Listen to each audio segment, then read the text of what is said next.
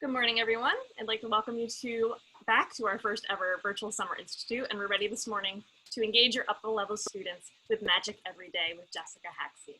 I'm Jenny Delfini, chair of the Summer Institute. I'm hosting today along with our executive director, John Carlino, and behind the scenes are the rest of our executive committee, Leslie Kudlek, Sally Barnes, Marissa Coulihan, and Valerie Greer. And this session is being recorded. Please use the chat for questions and comments throughout. We encourage your participation that way.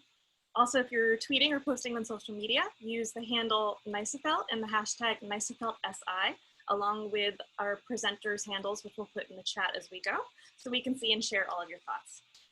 Again, a special congratulations to our Summer Institute Scholarship winners, Leo Banju, Marie Caju, Nora Diaz Guevara, Katie Johnsanti, and Yen Eli. And it's my pleasure to reintroduce you to our presenter for this morning, Jessica Haxhi. Jessica has been the supervisor of world languages in New Haven Public Schools in Connecticut since June of 2013. She leads curriculum, instruction, and assessment for 6 languages and 90 teachers. Before this, she taught pre-K-5 Japanese for 20 years in Waterbury, Connecticut. She is past president of AATJ, served on the NECFL Board of Directors, and teaches methods courses at Southern Connecticut State University as well. Jessica is also the president-elect for ACTFL. Teaching in Connecticut before moving to New York, I heard and saw Jessica present. I heard her name so many times, and I am beyond thrilled that she took up my request to come present to you today. And I'm so excited to see how she does this with upper levels. I saw her presentation for the first time on this at ACTFL, and I said she's got to bring it to New York. So thank you again for being here, Jessica. Thank you, Jenny, and John, and all of the executive team. You guys have been so wonderful and so patient with me as I, have tried to negotiate all the different times and the different things, and you're just so wonderful, and they're doing an amazing job. Shout out to them, right, everyone? I'm so happy to be with M.A.G.I.C. I've never been able to attend your conference. I was so excited to be with you in person, but I'm excited that this environment allows, it sounds like you were able to have more people than we would have had in person. So there's a benefit in all this craziness. So thank you so much, and I'm excited to share this with you today. Like Jenny said, I taught Japanese for 20 years, pre-K to 5. Before that, Jenny doesn't even know this, but before that, I actually started my career in Japan teaching middle school. But then after that, I did 2 years at a high school and middle school in Granby, Connecticut. And then throughout my elementary time, we had after-school programs for the kids who had continued. So I'm really excited to say that one of my students I taught in kindergarten who came to our after-school programs through about 11th grade just went to UMass and got her BA in Japanese. So that's our first success story. And that's how old I am. So that gives you some idea. I've been here in New Haven since 2013. And one of the things I do is I observe teachers. Can you hear when my computer dings like that? Shoot. And I tried put on Do Not Disturb, and I don't know how. Let me just try one more time if I can. I have Do Not Disturb on, so I'm not sure. It's not terribly loud. So okay. Hopefully, we'll just plow right over it. Yeah, let me I'm gonna quit my mail and make sure it's not that, but I think it's actually, give me 1 second. I think my mail is open on here. I'm gonna just X that out. There, then that will help. Okay, I apologize. So one of my roles in New Haven is that I observe teachers every day, and I try to help them to, improve their instruction in any way that they would like to. So that's where a lot of this came out of that we're gonna talk about today. So we've all experienced this. You plan, you prepare, you go in, you're like, this is it, I got this lesson, and this could be live or virtual. And the lesson just doesn't work. And it's hard, sometimes it's hard to identify why. You thought it was gonna go great, right? And then there's other times when you plan and you prepare, and the lesson is like amazing. Right? And the kids love it, and there's something there that they just engage with. So as I observed this happen to myself over 20 years, 22 years of teaching, and then 7 years of observing teachers, I started to try to think about, like, what is that? What is that thing that makes lessons 5-star lessons? And I think it's a combination of both just solid theory-based best practices and a little bit more, and that's what we're gonna talk about today. I just want to make sure you can't see that I have the chat up, right? It's not distracting you. Okay, I can see it, but you can't. Okay. So first, let's think about what is going on in our heads. We're the magicians behind the scenes as we create lessons. So I want to be clear that the things I'm going to talk to you about later today, magic, is not it's not the baseline best practices and theory and standards that you already know about. This is the behind the scenes. So let's just review the behind the scenes first, and then we're going to add some sparkle to it after. So if you were able to access the handout, it's in folder number 15, or if you can't find it in 15, go to folder number 11 in the conference, because it's actually the same handout as elementary, because guess what? It works for everyone, K through adult. So this is the handout, and everything I'm going to show you now is here and linked here if you click on the hyperlinks. So behind the scenes, setting the stage in your teacher planning and brain, right, is the baseline of knowing ACTFL's guiding principles, or having had some kind of methodology work in understanding these principles. Benefits of language learning, the importance of literacy in language learning, the importance of articulated sequences, how to best use the target language, how to stay in the target language, the importance of using authentic texts, the importance of communicative tasks with a communicative purpose, the use of backwards design in your planning so that you're teaching with the end in mind, teaching grammar as a concept in a context versus grammar as a standalone purpose for your lessons, and the critical role of feedback in student learning and progression. In addition, I'm sure you've started thinking about and hearing about high leverage teaching practices. So the notion of facilitating target language comprehensibility through the use of visuals and gestures and context, building a classroom discourse community, making sure that students are collaborating and working together in interpersonal tasks, guiding learners to how to do interpretive with authentic text. So this is just sort of taking those guiding principles we just saw and thinking about how does that look when you instruct, right? Focusing on form. So this is about how do you teach grammar in context, and the essential nature of focusing on cultural products, practices, and perspectives, right, as you're doing interpersonal, and how to provide corrective feedback to improve performance. So it's related to the guiding principles, but it's just more how do you apply those things in the classroom. In addition, these are just sort of some best practices that I always adhere to, and you probably learned about in your regular methods classes, your regular education methods classes. We always want to activate background knowledge. We want to scaffold learning experiences so that everyone can be successful in what you're asking them to do. We want to, and this is one of my favorites that comes from Carol Ann Dahlberg taught me this years ago, that every activity needs to have a clear beginning, middle, end. She talked about story form by an old researcher called Kieran Egan, and the notion that all the best activities, all the best experiences in your life have a clear beginning, middle, end. And often when an activity falls flat, it's because we haven't had time or to think about what the end of that activity is like. So something as simple as, say you were doing activity where they're using manipulatives, and this could be any grade level, because I would use flashcards with high school too, where say you pass out the flashcards and you're yelling out stuff and kids are holding things up and putting things down, or they're putting things together to make sentences. And then at the end of class comes and you just say, okay, drop them on my desk. It feels different than if you were to say, okay, I used to do it we would say sayonara to each of the pieces, right? So I would say like, okay, sayonara apple, sayonara ringo, sayonara orange, sayonara, and we would say sayonara and put it back in the baggie that I gave it. And then we say, okay, zip them up, goodbye fruits, or goodbye vegetables, or whatever. Yours would be more sophisticated, maybe at the higher level, or maybe it wouldn't. And then put it, or maybe you're doing pieces of art, goodbye Van Gogh, goodbye, and then put it in the baggie. Then you say, students who are wearing red today, bring me your baggies. So it completely ties it to the end, right? So that by the end, you have your box full of the flashcard baggies and the thing. Now that's a very simple, simple, simple example of beginning, middle, end.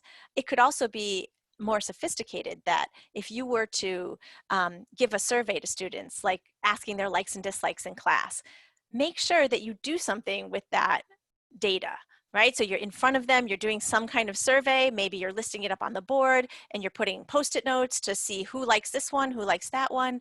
And at the end, if you just say, okay, great, it doesn't feel as good as if you go through each item and say, oh, okay, how many, and count with them. How many people like Beyonce? And we count. And then you write the number. How many people like Drake? And then we count. And then you write the number. And then you say, okay, wow, congratulations, Beyonce. You know, it ends it. So that's a really, that to me, it doesn't come out so much in this magic that we're going to talk about, but that's often where the lessons can fall apart. And finally, of course, we're all going to plan and assess with proficiency in mind. And we're not necessarily talking about that today, but that's always one of the key behind the stage, one of the set the stage concepts. Okay, then the places that you can learn more about these things, if you're just getting started or if you want to refresh, is these are all listed and hyperlinked on your handout. Obviously, the World Readiness Standards for Learning Languages. If you haven't read that document in a while, go back and read the latest versions of it. It has a lot of content that's really useful and worth a read. We think you know it by just knowing the standards themselves, but actually those documents have a lot in them. The can-do statements, the most recent revision, I encourage you to look through that, and the way it's posted now on the new ACTFL website is really beautiful, and you can find things quite easily. And then also the intercultural reflection tool. So you'll see that there's intercultural can-dos in our new revision, but I also encourage you to look over that reflection tool document. I'm going to show you a little bit about that in a second. If you want to learn more about sort of instructional methods, The Keys to Strategies, a fabulous book by our heroine, Leslie Gran and Dave McAlpine. I know all of us probably access Leslie's Pinterest or something at this way. Yes, big hearts, Leslie.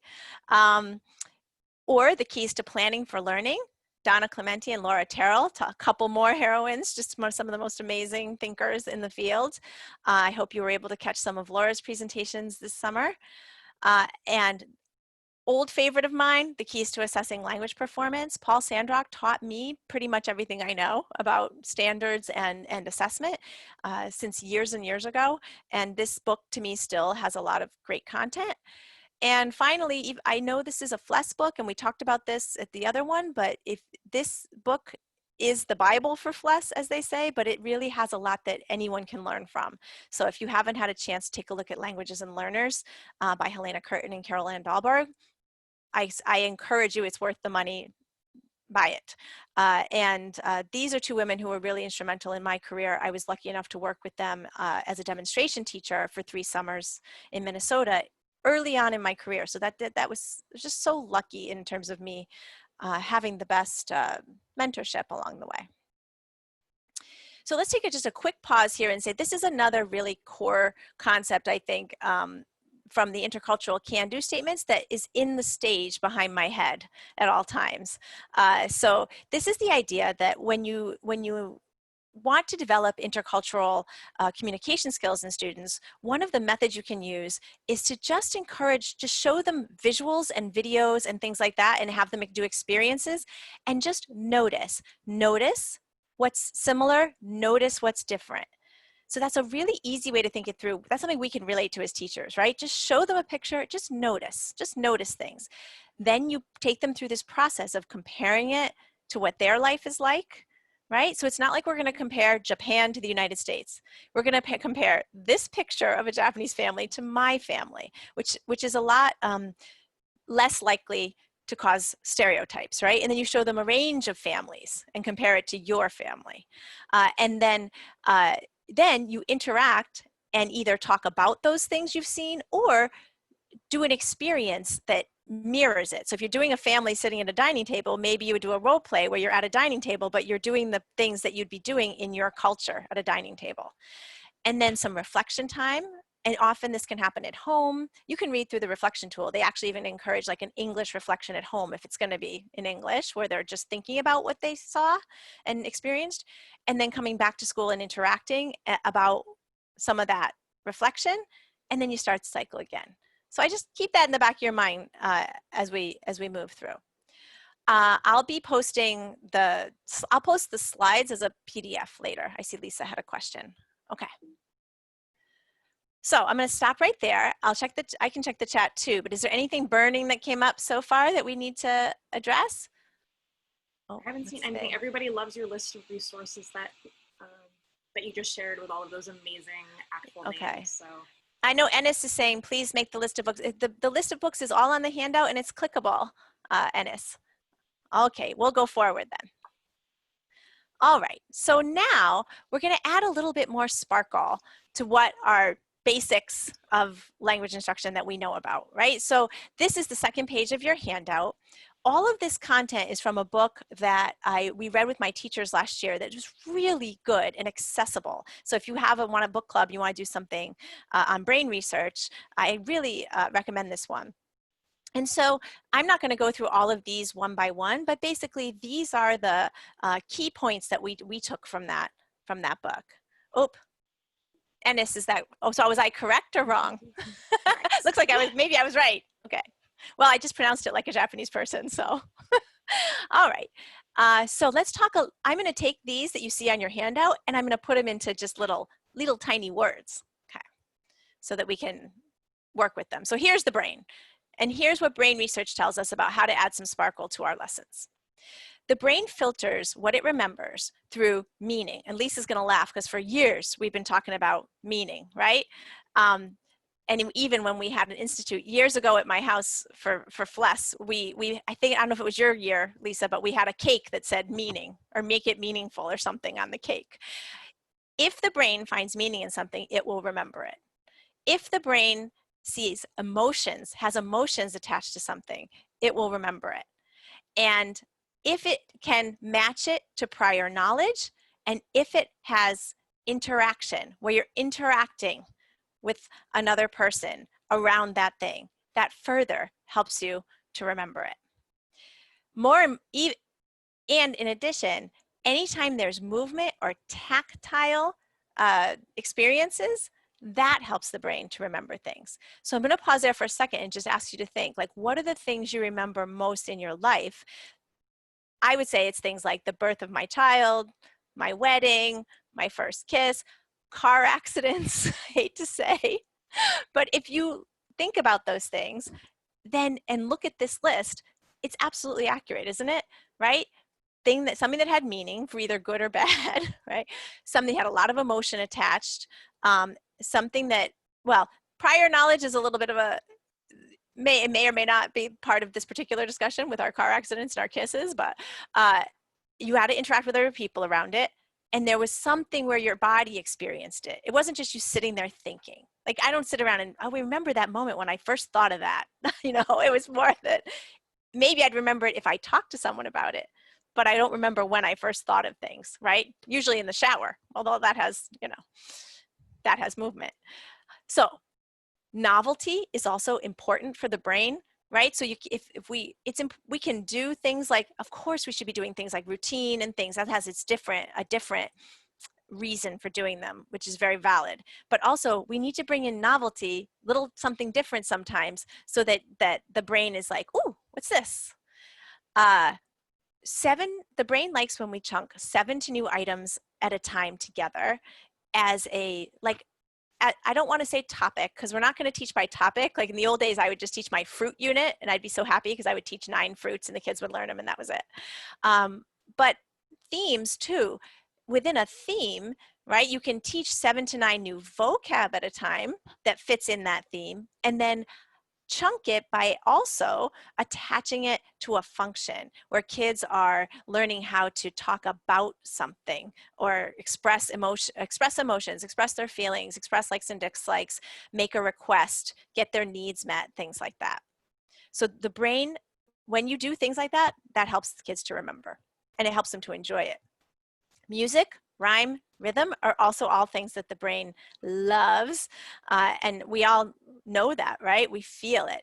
How many of us can recite hundreds of thousands of words to songs, but we can't remember, you know, the chemistry and geometry we learned in high school, right? It just reminds all of you who are old, no, none of you maybe are old enough to remember on Happy Days when they were singing about, you know, Patsy was singing like the neck bone's connected to the shoulder bone. Okay, that's, so we know that whenever we put something in a song, the kids are more likely to remember it. And then games, right? Kind of like competition, involvement, but also with collaboration, because then you're combining interaction, novelty, gaming. So all of these things, we're look at those things, right? And then I'm gonna sprinkle in some of the best practices that we already know from the things that we've been looking at in the setting the stage portion, right? And let's talk about this. So these are some things also that we know that we want for our students that kind of, for me, were derived from all of those books and things that I showed you earlier on. So I know this looks messy, but I'm going to preface this by saying this is what I was looking at on a piece of notebook paper when I started thinking about the acronym MAGIC. So I was scribbling all this down and making a big list, because that summer I had gone to a sheltered instruction protocol SIOP workshop where the woman had said, you know, we like to tell our teachers, like, just pick 3 of these great activities, and then those per day. I'm going to give the teachers a list of activities, and if they just pick 3, then they'll be able to improve their lessons. So I was trying to make a list of things that I think are like important to language learning, so that I could start to think, like, what would my list of best practice activities be for my teachers? So I started adding all of these things. So when we talk about challenge, I think that we know the brain needs to be challenged. That's another piece that came out in those books. To me, the most important part of that is this notion of getting the gist. So I'm not going to translate every word I say for my students, and I'm not going to spoon feed them 100%. Because I want them to develop the skill of of arriving in Japan, or arriving in, to be honest, any country in the world, and having the skill of sitting, looking, watching for clues, watching other people, and figuring things out as they go. And I think all of you have that because you speak other languages. Jill will laugh because our husbands are Albanian. When I go to Albania, the Albanians are always like, wow, how do you know what you're supposed to do? Like, I'm there like serving the tea and doing everything I'm supposed to. And I said, I just watch the other people. And they're always amazed by that. But I think that's an intercultural skill that we get from having lived in other countries and understanding how to just watch and look for clues. And you'll notice if you have bilingual students in your classrooms who speak other languages, they always have those skills walking in the door. So to me, the reason I speak target language almost 100% of the time with scaffolds and visuals and things is because I want my students to develop the ability to get the gist of what's going on without panicking that they don't understand every word. And I think, just to move down to this bottom where it says challenge hot skills, I think that's where higher order thinking lies in world language instruction as well. And we can explain that to administrators. I explain that to administrators all the time, is that you're developing higher order thinking skills in your students by challenging them to do that work of looking for clues, figuring things out, etc. And as soon as we start translating constantly, or translating everything we just said or whatever, all that higher order thinking goes away, and it's just knowledge. It goes right down Webb's or Bloom's taxonomy. In addition, we know that manipulatives and hands-on works, right? So that's that movement. So I had manipulatives written down on my piece of notebook paper as I'm brainstorming these. We know we want authentic text to be used, right? We've seen that in our high leverage teaching practices and the guiding principles. We want target language to be used, right? Which, for all the reasons I just talked about a second ago. We know that interaction and interpersonal are key. To me, interpersonal, it has always been and may always be the mode that we all think we're doing, but we're probably not doing as much as we think we are in terms of practice, because honestly, it's hard to set up pure interpersonal reactions and interactions and get kids to do it and push the kids up the proficiency level in interpersonal. You have to really do some purposeful planning and thinking around how to make that happen. we need to give kids authentic experiences, meaning you don't have to take, taking them to the country is wonderful, perfect, if you can, but give them experiences that mimic what it would be like in the real world in your classrooms. And culture, right? Like Helena Curtin and Caroline Dahlberg used to always teach me. Culture is where the kids want to be, and culture is what the context that they enjoy the most as well. And of course, using authentic visuals goes along with authentic texts and hot skills, like we talked about a second ago. So here was my crazy notebook page of a list of things that I was like, okay, that brings the brain research together, that brings the intercultural together, that brings the high leverage, some of the high leverage teaching practices together, and I'm sitting there staring at it. And I was on a flight with my daughter coming back from San Francisco, and I'm staring at it and I'm like, you know, if I could just make this into an acronym for my teachers, I want to make one of those things where I say to them, just pick 5 of these, pick 3, pick 5 of these, and your lessons will improve. I wanted to make it easy. And I'm staring at it, and my now 18-year-old, she looks at it and she goes, oh, look at that, Mom. If you really look at a lot of those words, I think you can spell out the word, wait for it, there it is, magic. So, and I was like, oh my God, this is it, right?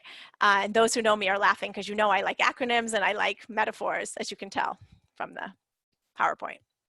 So all of those words, if I shifted them around, I could jam them into this acronym. So for M, we have, and I'm going to go through this more in a second. For M, you can see we've got movement, manipulatives, music, meaning, matching to prior knowledge. For A, we've got all your authentics, right? Authentic text, authentic visuals, and actually novelty could go in there a little bit, except it doesn't begin with A. What can you do? For games, we've got gaming, we've got predicting. I'm going to talk to you about that in just a second. For I, we've got interaction and interpersonal. And for C, we've got challenge, basically, and chunking, right? So we're going to talk about, take a look at those all. In your handout, you've got this page, which I think would be a cool page if you wanted to kind of use it as like a visual brainstormer for a lesson you were going to do. And then you've got this page. And now I'm going to go through what's on this page a little bit. So basically what I'm saying is you don't have to do every single one of these things every lesson. But if you can include one from each every lesson, one from M, one from A, one from G, if you can include one of these every lesson, your lessons will have some sparkle and get closer to those lessons we love, that the kids love, that are great. And based on my own experience and observations and brain research and all the other world language methods that we talked about at the beginning. So let's take a look at these one by one real quick. What is M, right? We want students moving their bodies. We know that TPR, attaching a gesture to a word, is one of the most powerful methods we can use, right? And so TPR is a great example of that. They could also be moving their bodies other ways, dancing, jumping, singing. We want them using music, right? Hearing music, singing music, or it doesn't have to be that you're an opera singer. It could be that you're just letting them listen to things, or you're letting them sing something, or you're doing a chant or a rap. I had all kinds of raps I would make up for things. You know, I had a rap about going to Japan, right? It was like, Nihon ni ikimashou, Tokyo, Osaka, Kyoto. And I didn't have to sing it. I just like rapped it, you know, if you will. Not really cool rapping though. Movement could be manipulation of cards, right? So they're touching something, pushing through, you know, AP can be doing this. You can have very beautiful visuals where you're describing artwork and the kids are having to move them around. Or you have words that there are sentences from a paragraph on you know, slips of paper and they're putting them in order.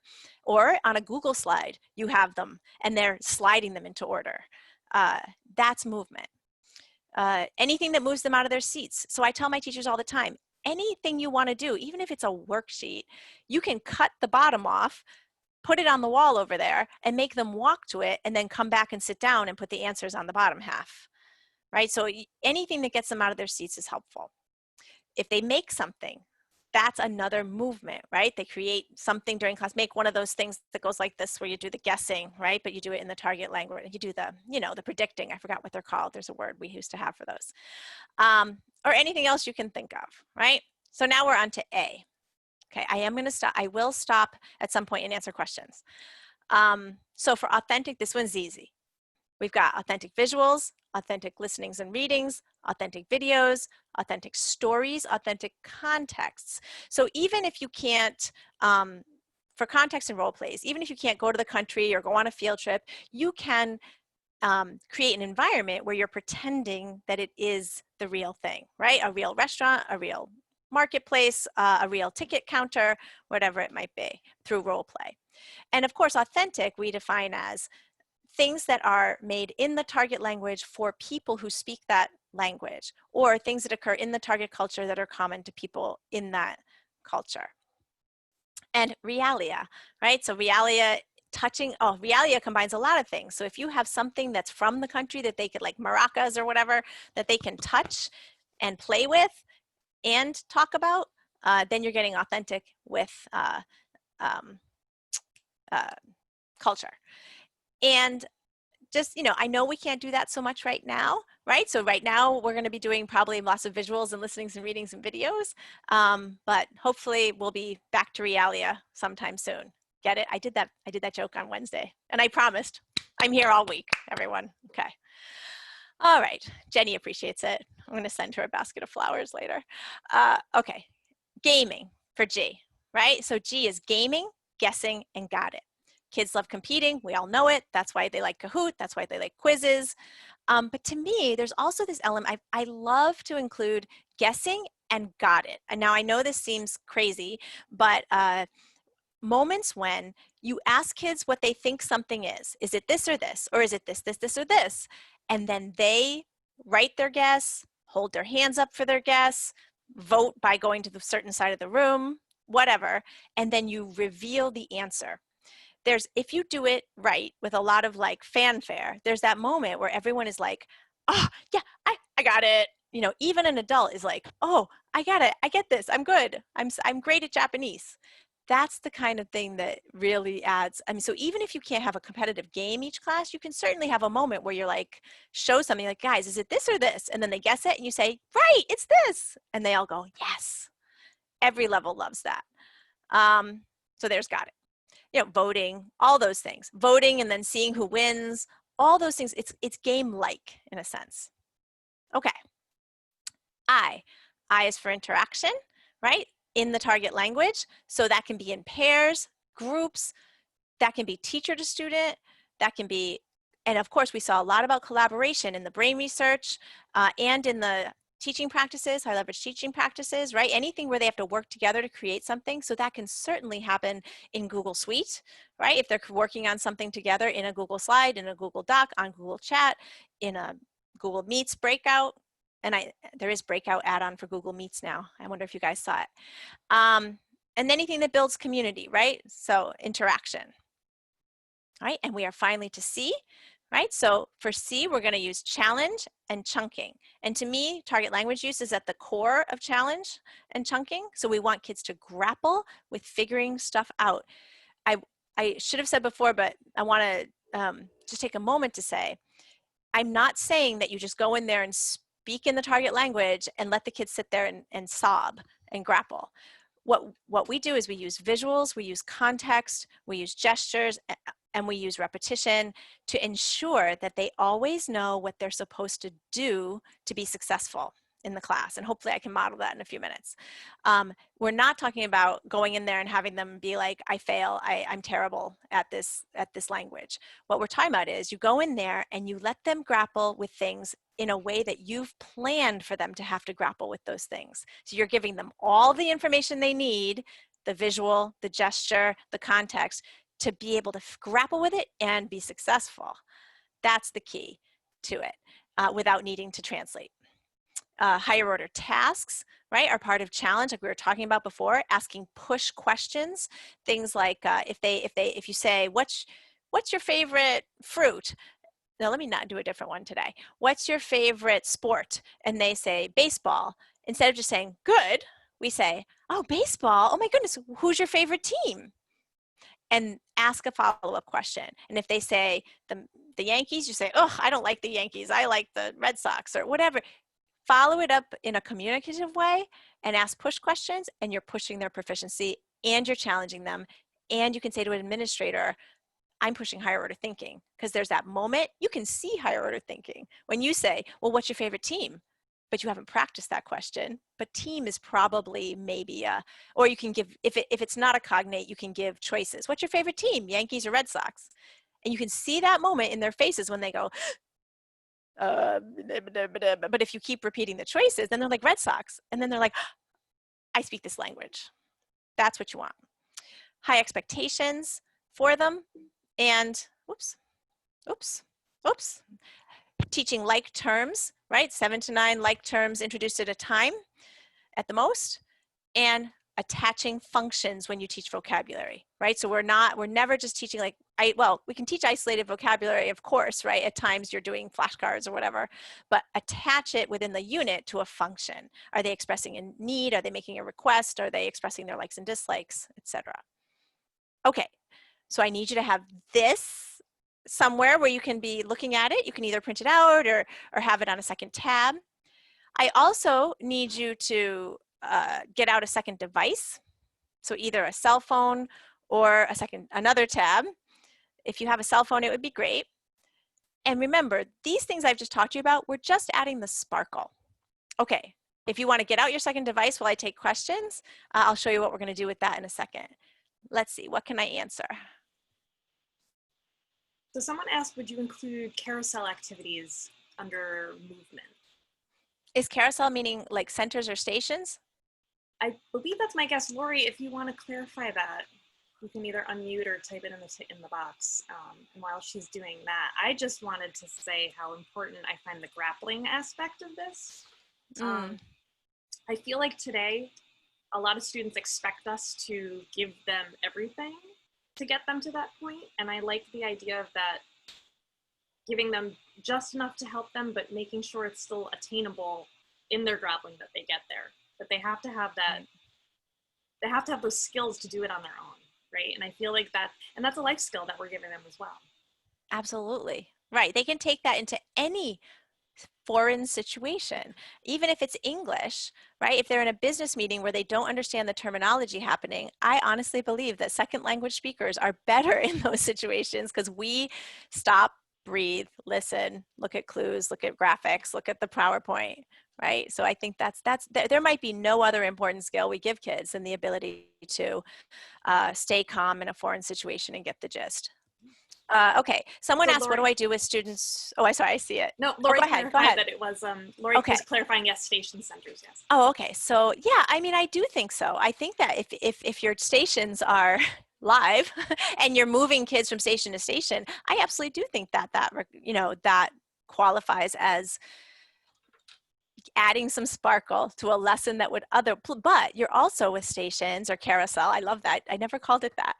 You're also getting collaboration, you're getting group work, you're getting interaction, you're getting a lot of nice things with that. And if you could include stations that have like some music in them or something, then I think that's why kids like it. That's why kids like carousel day, right? Or carousel few days. I love that. I've never heard it called that, but I think me either. It sounds great. Much more fun than yes. Stations. Someone asked, what do I do with students who tell me that they like to work solo for interaction? Yeah, and you will, we've even seen kids with 504s that do not want to talk or do not want, so you have to take everything on a case-by-case basis. There's no solution I'm going to be able to say to you that's like, well, you do this. I do think that as you develop relationship and community with students, you can reach a point where you say, okay, I know you don't want to do this with another student, but would you do it with me? Like after they leave, would you do it with me? Or, because it is important that they develop some interpersonal communication skills. So the most you can do to let them hear conversations and and hear you doing it with other students will still be input for them. And then, you gently, in the way that you all are good at, work on getting them to the point where they'll do some things with you. And then, it depends on there's a spectrum. There could be students who really refuse. And so you just have to, just like that's just good teaching, how you figure that out. But I think you guys can manage that little by little. And then the last question I Okay. see is suggestions for how to include magic in distance learning, which is coming up in your demo, or if you want to. I'm going to try. Oh, well, let me send that person a check, because that was a perfect segue. Okay. So, I couldn't sit here and, be a hypocrite and say to you, okay, here's some video of me doing this live. Instead, I wanted to challenge myself to build a virtual lesson that would try to include these things as well. So afterward, you guys are gonna take a look at that checklist we were just looking at. We're gonna do this lesson together, and then afterwards you can evaluate me, right? And rip it apart how you want. And I won't be offended, because it's my first time anyway trying to do this. It's my second time. I did do it on Wednesday, not too bad. So this one is totally different, and we shall see how it goes. I am counting on technology to work, so you know how that could go. But so would you please have a second device or tab ready, because there will be a point at which I do ask you to access, we're going to access Poll Everywhere at some point. And so what I would say is that that's the kind of thing that in the first weeks of school, or the day, or before you begin this lesson, I might take 5 minutes and talk. I might, a lot of people now are talking about even taking some days where you introduce these tools you want to use often, Poll Everywhere, Pear Deck, those types of things, and just let kids play with them and ask their tech questions about them in English, obviously, before the day that it's high stakes that they need it. So unfortunately, I don't have the luxury of doing that with you. So hopefully this goes well. Okay, ready? Okay. Let's try. I am going to use Google Slides, because Google Slides has this Pear Deck add-on, and so I hope it is as nimble as PowerPoint was for me the other day. All right, are you able to see the flag? Okay. Okay, さよならアメリカ。さよなら。日本に行きましょう。ああ、日本ですね。はい、こんにちは。こんにちは。こんにちは。こんにちは。ジェニーさん、リサさん、ジェルさん、こんにちはみんな。はい。私はジェシカ先生です。ジェシカ先生。はい、皆さん、こんにちは。こんにちは、ジェシカ先生。はい、今日は Zoom 使っていますので、チョイスがありますね。これはカメラ、はい。で、カメラ、はいにしたら、この人、はい。カメラ、いいえ。カメラ、いいえにしたら、黒になりますね。黒。ね、カメラ、はい。カメラ、いいえ。そして、マイクロフォンもありますよね。Zoom のところにマイクロフォンがある。これはマイクロフォン。はい。そして、これはマイクロフォン。いいえ。で、何も言わないでね。じゃあ、今からですね、カメラ、はい。クリックしてください。マイクロフォン、いいえ。クリックしてください。OK？ カメラ、はい。エネスさん、こんにちは。カメラ、はい。マイクロフォン、いいえ。OK、素晴らしい、素晴らしい。はい、いいですね。そうですね。3月13日からずっと8月7日、今日までね、自宅待機、ジェシカ先生は家にいます。家にいますね、ずっと。みんなもそうね。これは自宅待機に家にいます、ここ。そして、ジェシカ先生はやっているのは、ね、毎日家の時に寝る。よく寝る。ね、よく寝ます。そして、ジェシカ先生は家にいる時によくケーキを作る。ね、ケーキを作る。毎日ケーキ、チョコレートケーキ、バニラケーキ、ケーキを作る。はい、そして、もちろん、ケーキを食べる。食べる、食べる、食べる、食べる、食べる、たくさん食べる。もう太っちゃうね。はい、たくさん食べる。そしてジェシカ先生は、テレビを見る。テレビを見る。で、もちろんタイガーキングよね。はい、みんなタイガーキング大好きね。あの人クレイジーでしょ？見ました？見ました？はい、OK。はい、ジェシカ先生、テレビを見る。そして、ね、家にいるときに、TikTok 踊る。ね、TikTok 踊る。もう一度見せましょうね。ジェシカ先生、TikTok 踊る。はい、そして、ビデオゲームをする。ビデオゲームをする。Call of Duty とかね、悪いし言わないでね、みんなに。はい。OK、じゃあ、今から、はい、カメラ、はい。そして、マイクロフォンも、はい。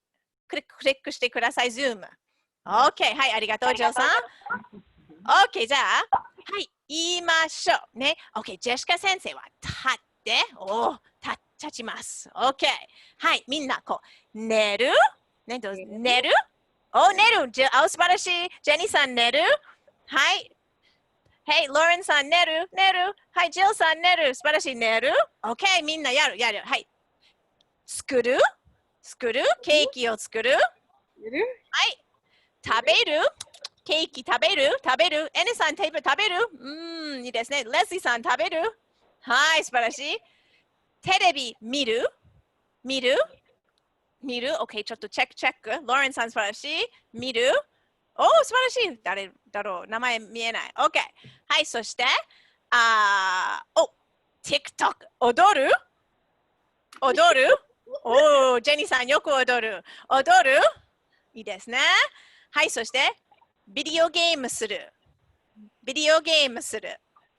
よくできました。OK、もう一度。はい、言いましょう。これを見ながら。はい、寝る？ケーキを作る？そして、ケーキを食べる？テレビを見る？踊る？はい、そして、リサさん、素晴らしい。はい、そして、はい、ビデオゲームする。OK、いいですね。はい、皆さん、言ってください。寝る？素晴らしい。はい、作る？はい、食べる？素晴らしい。見る？テレビを見る？踊る？はい、ビデオゲームする？素晴らしい。OK。じゃあ、今さん、まだまだカメラ OK？OK。Poll everywhere。polleb.com に行って、携帯にね。で、ジェシカハクシー HAXHI544 に行ってください。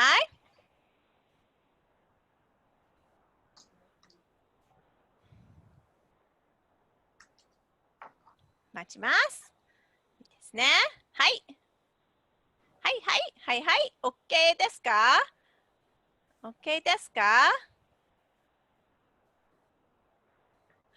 してください。OK、Poll Everywhere に行きました？はい、OK。次のスライドにも書いてある。OK？ここにも書いてある。ほら、見てください。ね。ここに書いてある Poll Everywhere Jessica Haxi 544。ここに見える？ OK。今から皆さん、どれが大好きですか？どれが大好き？寝るのが大好きね、ケーキ作るのが大好き？食べるのが大好き？ビデオゲームが大好き？踊る？クリックしてください。タッチ、クリックしてください。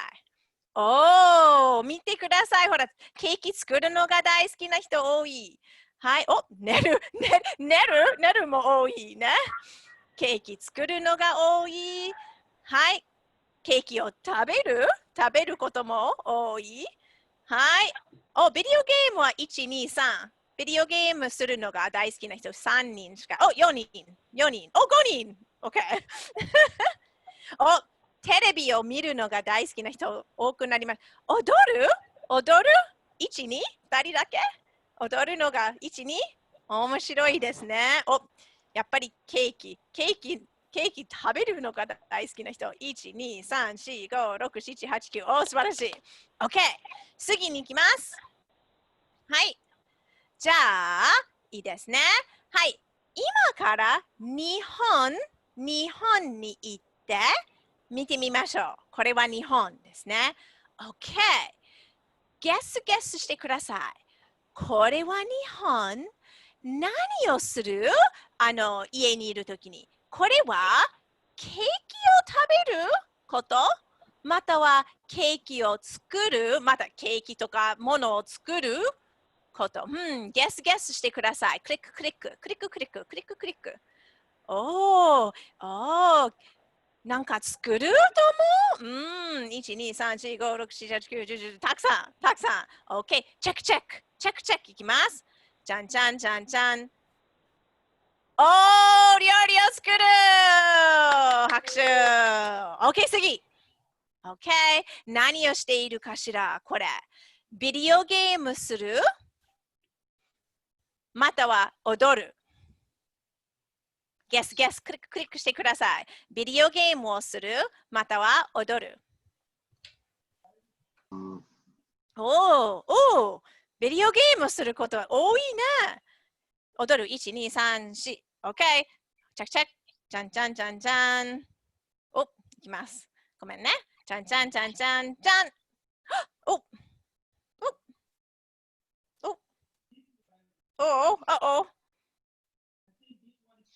おOK。まあ、とにかく、ビデオゲーム拍手 OK、次。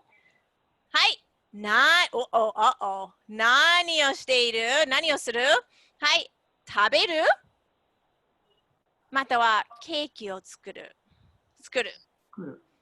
ね。はい。食べると思う人多いね。OK、いきます。行ってみましょう。じゃん。はーい。食べるね。これは学校で食べていますね。はい、食べる。これ多分カレーでしょ ?OK、次。いきます。難しい。寝るビデオゲームする。寝るビデオゲームをする。ごめん。違うわ。テレビを見る。寝るテレビを見る。寝るテレビを見る。寝る人と思う人多い見てみましょう。じゃん。寝る犬ですね。かわいい。柴犬かな多分。布団で寝る。かわいいね。はい。OK。次はテレビを見る寝る。テレビを見る寝る。難しいですね。テレビを見る寝る。1、2、3、4、5、6、7。テレビを見る寝る。テレビを見るはちょっと多いね。OK。見てみます。じゃん。家でテレビを見ますね。はい。テレビを見る。ほら、ね、ちょっとジェシカ先生のね、バックグラウンドみたいな家ですね。OK。はい、そして、はい。ケーキを食べる、踊る。食べる、踊る。どれでしょうチェック。ケーキを食べる、踊る。食べる、踊る。踊る多いね。踊るは多い。はい、見てみます。じゃん。踊るいいですね。これは J-POP っていう。これ J-POP。ね、ジェシカ先生 J-POP 大好き。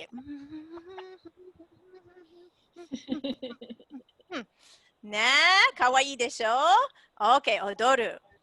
素晴らしい。OK、じゃあ、今からマイクロフォンなし。いいえ。マイクロフォンいいえ。クリックしてください。OK、マイクロフォンいいえ。クリッククリック。そして、テスト。OK、テスト。皆さん、クリック、ジェシカ先生は言って、クリックしてください。OK、テスト。OK、ジェシカ先生は、食べる。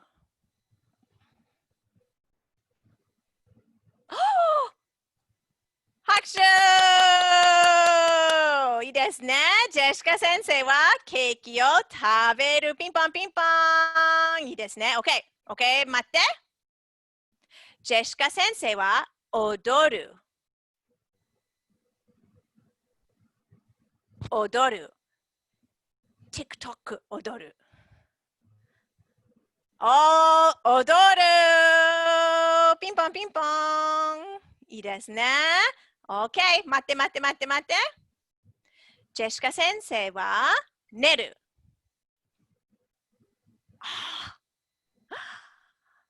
完璧いいですね。寝る、寝る。ピンポン。OK。そして、待って待って待って。ジェシカ先生は見る。テレビを見る。ほとんどみんなテレビ、テレビ、テレビ。素晴らしい。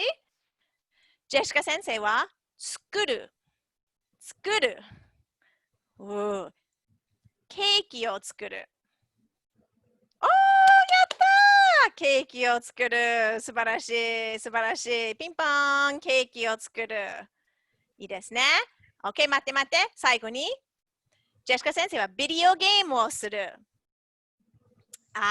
最後ですね。ビデオゲーム。ピンポンピンポン。ピンポンピンポン。素晴らしい。OK。言いましょうね。これは、寝る。作る。ケーキを作る。食べる。ケーキを食べる。ね。テレビを見る。踊る。そして、ビデオゲームをする。OK。素晴らしい。よくできました。もうさよならの時間ですね。はい。さよなら。さよなら。さよなら。OK。アメリカに帰りましょう。ごめん。OK。じゃあ。はい。じゃあ。Okay, everybody. So, how'd you do? Feel free to unmute yourself if you'd like to comment now. We'll take a few comments. I was fascinated with the language interference on doru because I kept thinking sleep, the Latin root. How interesting. Yeah. Your brain really gets wired for one language, right? And then you just start filtering and it. It was interesting to feel the students have when they, like they had Italian and they switched to Spanish or something, and to experience the confusion. It blocks. And everyone, I'm so sorry. We're a little bit over time. Is that, Jenny, are we okay? Is that okay? We're okay. We were bantering a little at the beginning, so we're actually probably at least I'll go as 5 fast minutes as I more, can. and then it's fine. Okay. It'll take some time. Okay. Thank you for that. Yeah, I find when I try to speak Spanish, I mean, I do speak Spanish at work quite a bit, and man, it's just sometimes Japanese words come out. It's all in the same part of our brains, right? Oh, there's Lisa's kitty. Hi, kitty. Hi. Any other comments you want to make? Yes, I have a question actually. Like the activity that you did was very fun and everything. When you were doing the activity, the whole time you were talking? Yep. Okay. No, it's fine with me. It's just like, some places they like the class to be student centered. Oh, thank you for asking that. So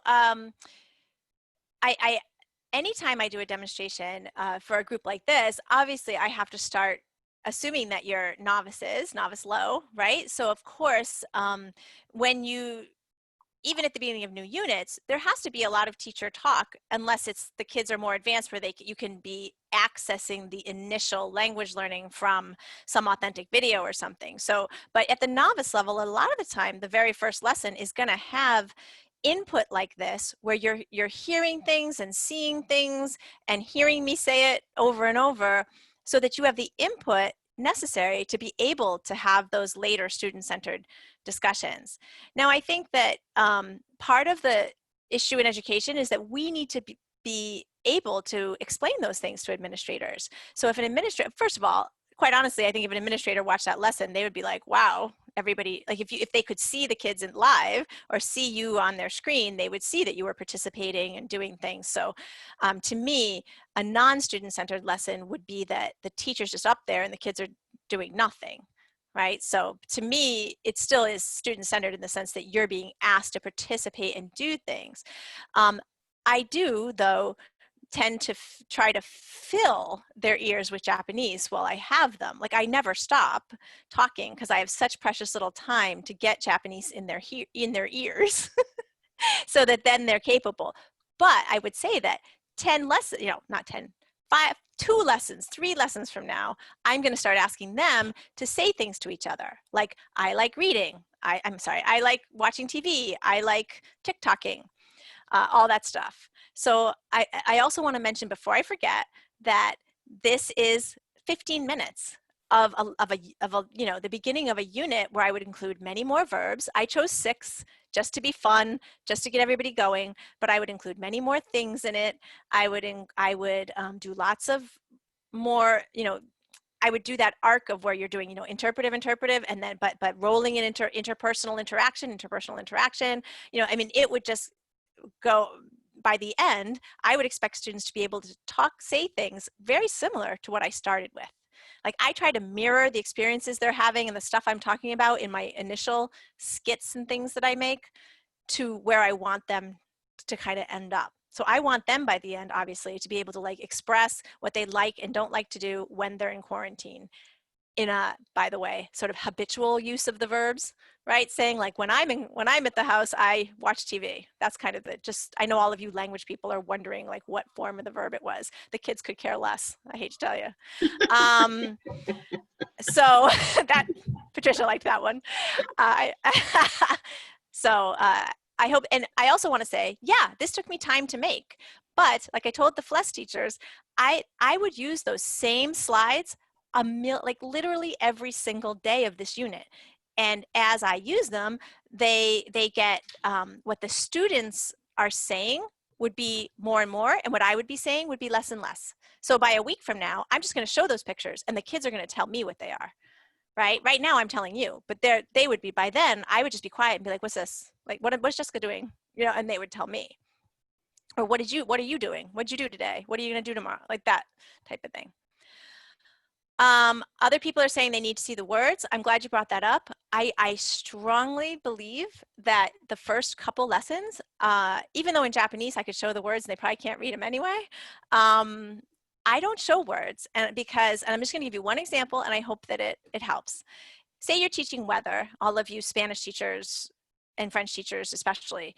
If you put up the words written out for "it's sunny" or "it's a nice day," right? What is an English speaker who never studied Spanish before going to say if you just put the words without saying them? They're going to say, "Hey, Sal," right? Okay. Once a brain looks at that, you can be saying it all you want. The brain is looking at those words and saying, "Hey, Sal," because you haven't pre-taught how to say it. But if you could just give the kids 3 days, 2 days, 3 days, 4 days of input like this, where you're internalizing the pronunciation before you show the word, then you show the word underneath the sun, and they're like, oh, that's "hace sol"? Wait a minute, H's are silent and I don't say haze. Like, then they make sense of the language instead of you having to go backwards and fight them on the pronunciation the entire rest of the time. If I put those words up, you'd all be saying them wrong right now. If I put them up in romanization, which we wouldn't anyway, you'd all be saying them wrong in your heads right now. So you have to teach the kids that there's going to be a few days when you're just using visuals. Did you already know what you were did you know what you're supposed to do at all times? Like everybody was pretty much, you certainly didn't understand every word I said. That's because you're in Japanese class, right? So if you understood every word I said, or if I translated everything, then you don't need to be in Japanese class. If you knew what you were supposed to do, that means that's my only goal today, really, is that you participate and get some of that input. My objective for today is not for you to know all the verbs. My objective for the end of, you know, a week maybe, or more, but today is just, can you participate? Can you get that input? Can you feel success when you got it right? Anything else? Poll Everywhere was very easy. I just want to say, yeah, it's an add-on for Google Slides, and it worked really well, except that was not Poll Everywhere. That was me that forgot to put the animation on one of the slides with the video game. I apologize. I enjoyed that resource that you shared. Someone asked right before we moved into your demo lesson, and I said I would ask after we concluded, how can we create spontaneous interpersonal situations, not tasks, for the students, because you mentioned that we often do it wrong? Right. Oh boy. So that's a whole presentation. I want to say, I also saw, before I forget, someone asked where I get the visuals. I actually, well, the pictures I stole from the internet, but I tried to use the tool that says labeled for reuse when you search Google.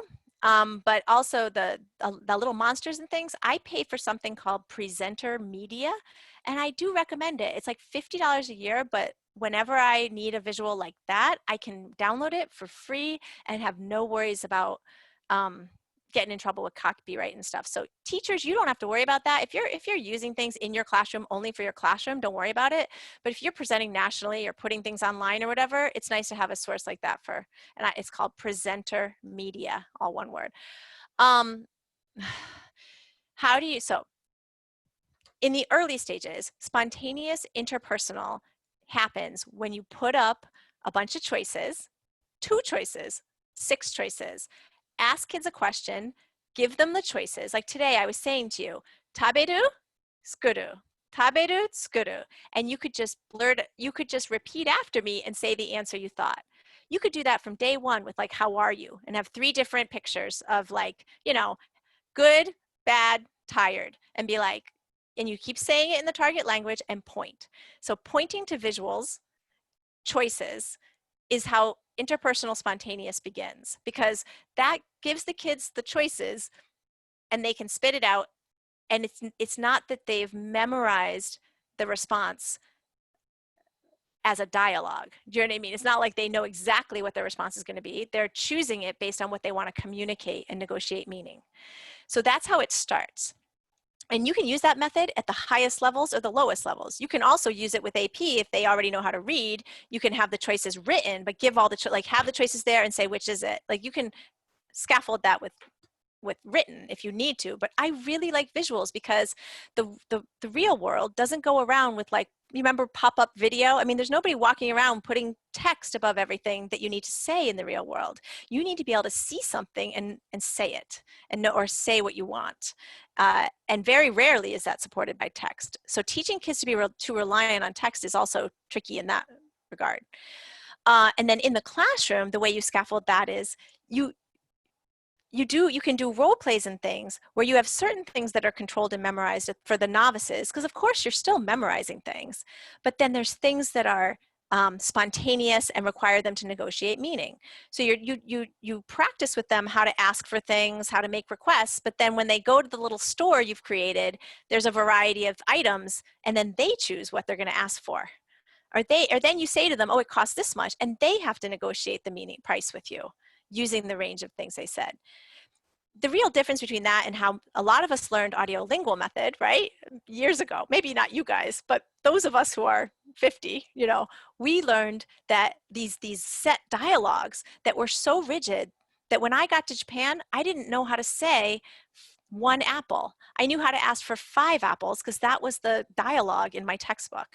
But apples in Japan are $5 and they're this big, and I didn't want 5 of them and I couldn't afford it. But I swear to you, I did not know how to say, please give me 5 apples, because we never practiced it.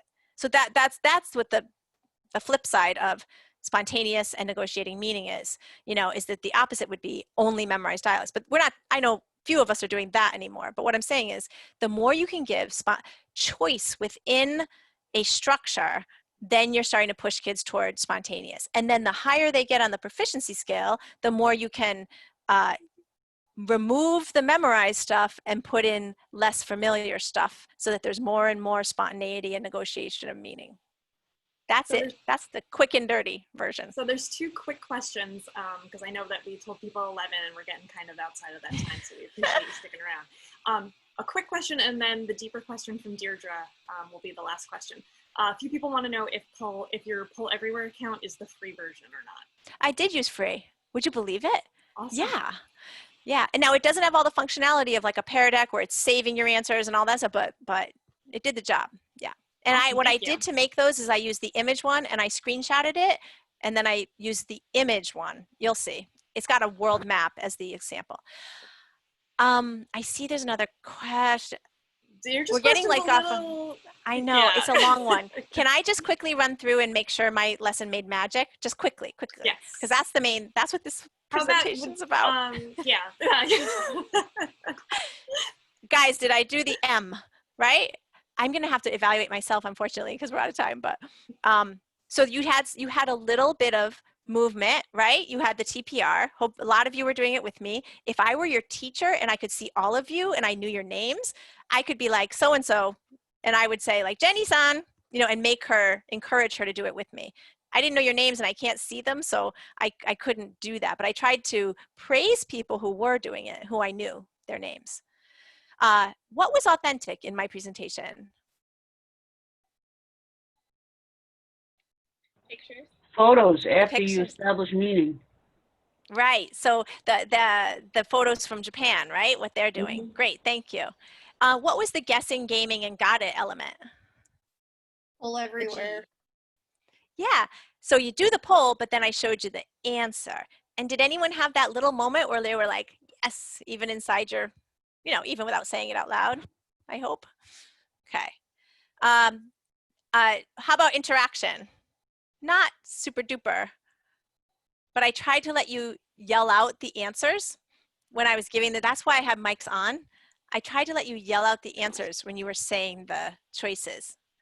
Not a ton of, you know, but if you were anything but novice lows, I could probably get you to say something to each other, or to me. I could ask you like, which do you like or whatever, but I couldn't because you're low. Hate to tell you. Okay. Target language use.